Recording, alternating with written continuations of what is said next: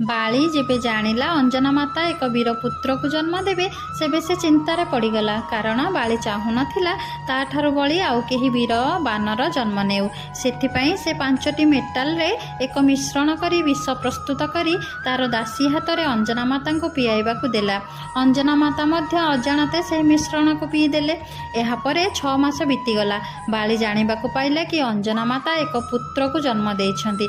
एहा सुनी से आश्चर्य होई हनुमान को देखा गला तो सेतबले से देखिला हनुमान तांको कान कुंडल पिंधि जन्मग्रहण करिछंती। बाली देइथिबा मेटाल रो विष हनुमान कान रे कुंडल बनि जाइथिला। सेथिपाई कुहा जाए कानने कुंडल। जेबे महाभारत युद्ध सरिला पांडव माननकु गोटे यज्ञ करिवार थिला। सेही यज्ञ करिबाकू पुरुष मृग ऋषिंक दरकार पड़िला। एही ऋषि कौनसी साधारण ऋषि नथिले।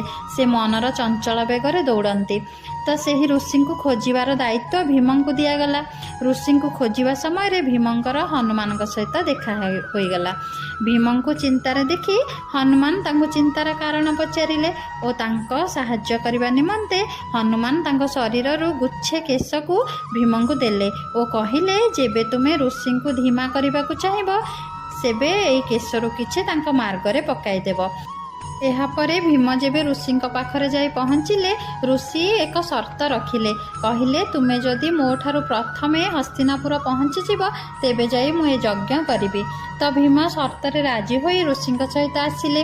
जेतबले ऋषि भीम पाखापाखि आसती सेतबले भीम हनुमानकर एक केश को तांको मार्गरे पकाई दियंती। सेही केश 1000 शिवलिंगरे परिणत हो जाए। तो ऋषि मार्गरे शिवलिंग को मथा टेकी आसिबा समय भितरे भीम प्रथमे जाई हस्तिनापुर रे पहुँची गले और ऋषि मध्य बाध्य हेले यज्ञ करिबा पई।